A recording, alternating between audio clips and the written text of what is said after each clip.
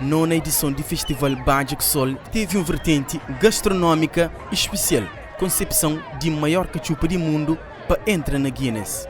Foi milho, feijão, pé de porco, carne de porco, orelha, máscara, bacon, chouriço, entrecosto, frango e entre legumes também.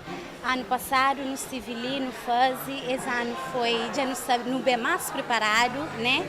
E não te espera, mas não conseguir alcançar aquele objetivo que não bem busca.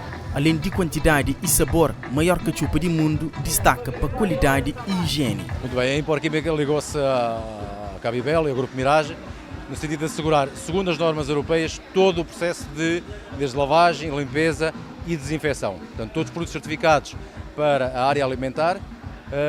E foi, no fundo, a nossa equipa o que teve aqui a fazer desde o início, desde a montagem aqui da cozinha de campanha, tudo o que pode haver aqui, desde bancadas, frigoríficos.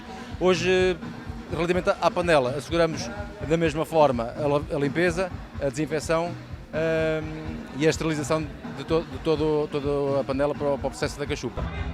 Aquele maior cachupa do mundo foi aprovado para o público.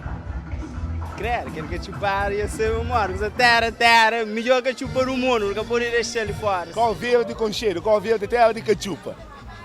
Só manchilo na cachupa. 9 de julho de 2017, um dia que está bem fica marcado na história, onde que mais de 30 mil pessoas saboreiam aquele maior cachupa do mundo.